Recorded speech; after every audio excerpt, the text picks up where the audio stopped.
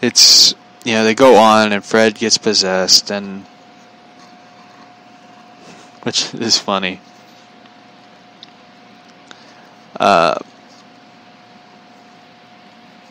Daphne is captured by Zarkos, who steals the demon. She steals something. I forget what it is. It's some, I guess, medallion or item. I forget. Daphne and Shaggy learn that the demons have possessed Fred, Velma, and the other tourists. They encounter Mary Jane. Scooby realizes she is possessed. Shaggy begins to argue, but is interrupted when Scooby falls through a hole in the underground chamber. While searching for him, Shaggy discovers the vat of souls that has been possessed. He frees Velma, Fred, Daphne's souls. Velma discovers the demons can be destroyed by sunlight. Fred and Daphne get trapped in each other's bodies. Trapped in each other's incoherent bodies. which is kind of funny, by the way, because the two who plays Fred and Daphne are both married in real life, so it's kind of funny. I remember there was like a funny joke that Fred makes that about Daphne. It's like, how could she walk in these heels? Which kind of makes me laugh.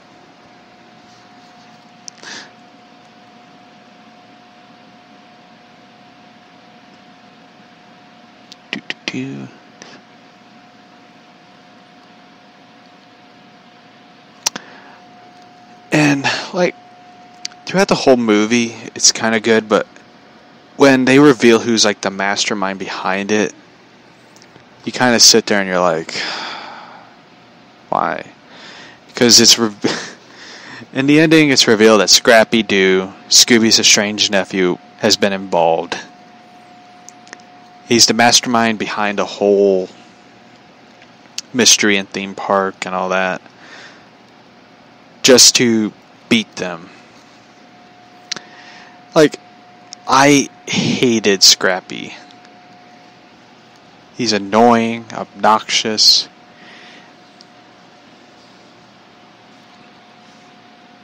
I don't know who wrote it, but it's like once you read like the whole mystery being revealed that it's Shaggy, not Shaggy, but Scrappy, you're kind of like, why is this character in this film?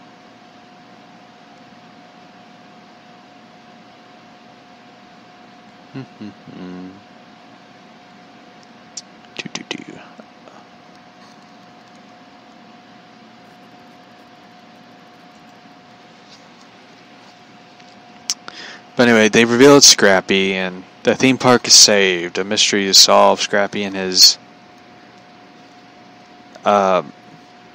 sidekicks get arrested. They be put in cuffs, are arrested and taken off. Scrappy, Nagoo, and Zarkos and all the minions are arrested. The gang is finally reunited and forever solve a mystery. I love when you do that.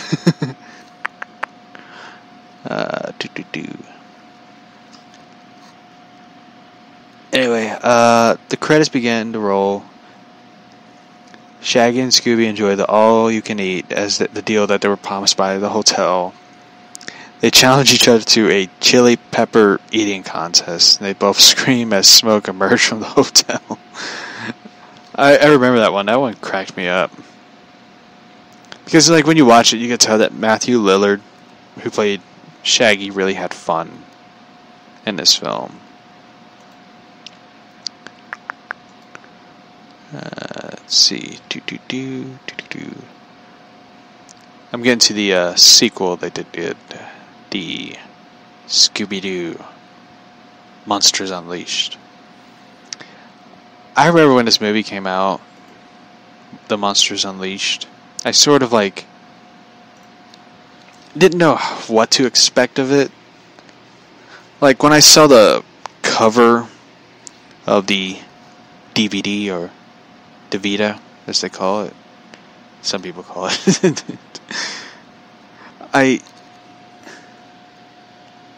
Can you do the Bat voice? I'm Batman. There.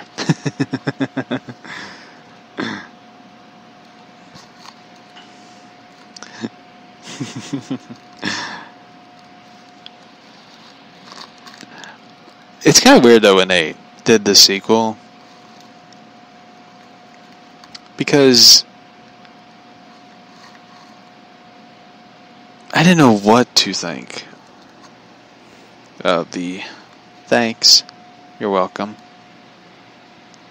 or you're welcome.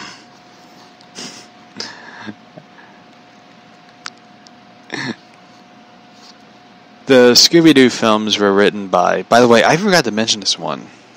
James Gunn wrote it. That's why he, at the beginning of the show, past the rant, he talked about the film being rated R. He wrote the film, and I'm surprised that Warner Brothers never released it.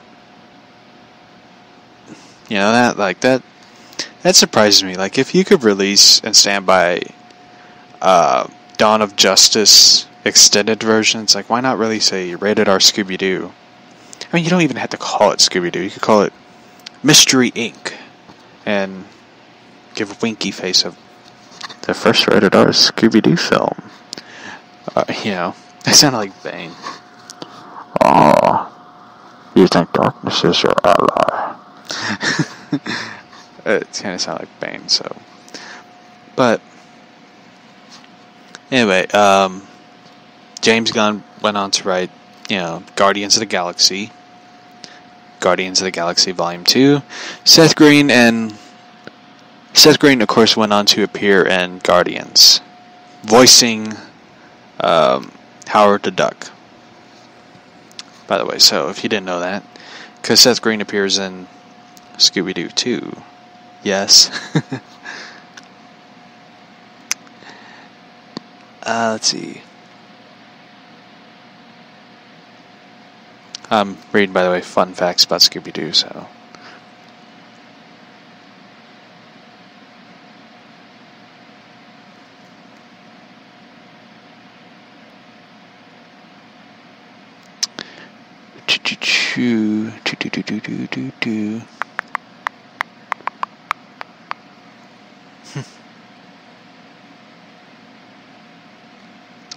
Scooby-Doo, the original Scooby-Doo episode dealing with the ghosts featured a villain to motivate quality effects at different.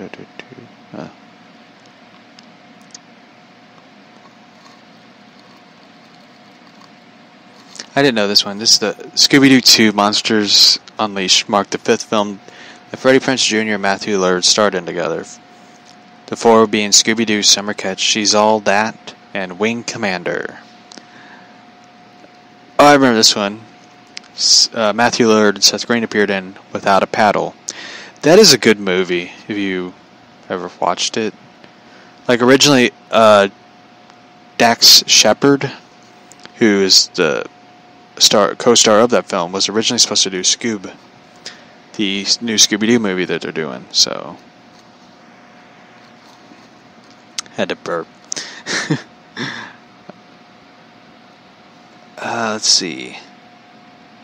Let's get to the production. I always love reading production notes. On June 2002, good God, I feel old. June 2002. By the way, that seems familiar. June 2002. At the time, the release date, Scooby-Doo, Dan Feldman, president of Warner Brothers, confirmed that a sequel is slated for a 2004 release. March 2003, Freddie Prinze Jr., Sarah Michelle Gellar, Neil Fannin, who did the voice of Scooby, Matthew Lillard, and Linda Cordelli, whatever her name is, all signed on to reprise their role. In April 2003, next month, the film moved straight to production in Canada, with Seth Green joining.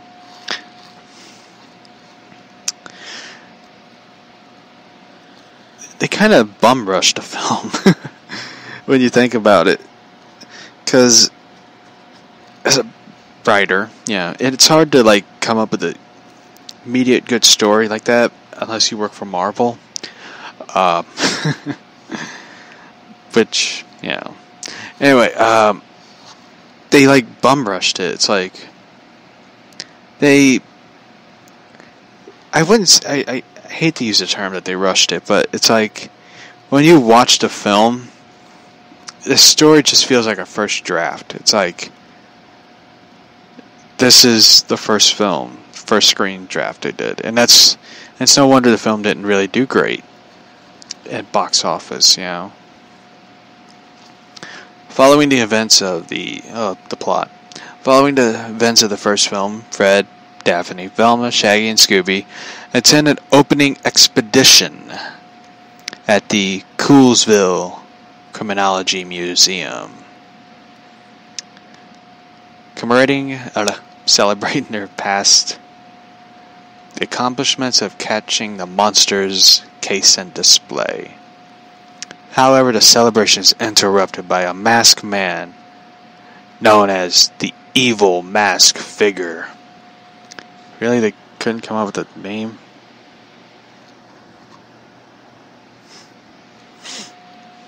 The Evil Mask Figure, who steals 2 costumes and reanimated as a ghost figure.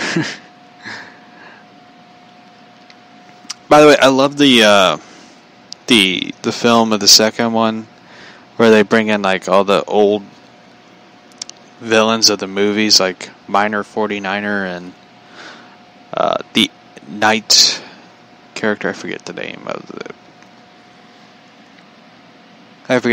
the one character. I know Miner 49er, and I know Peter Boyle played a character that's in the film.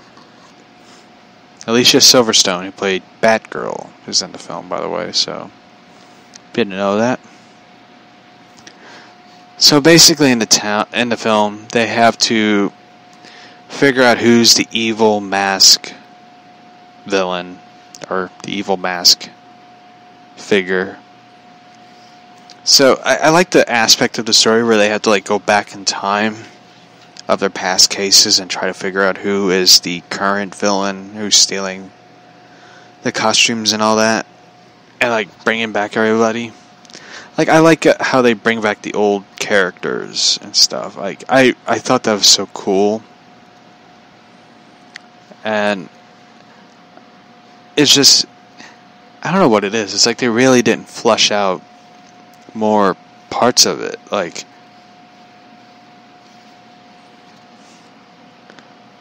you know, I really wish that in this film they could have,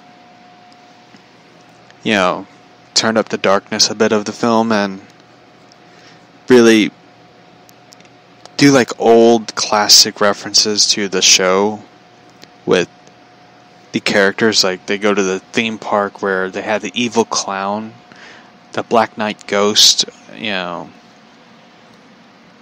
I just kind of wish they'd done more of that, but yeah, you know, it's just kind of how they go with it. 10,000 volt ghost. Cotton candy glob. Like, I just thought that was so cool, you know. Cameos include Pat O'Brien, don't know who he is. Tasmanian Devil.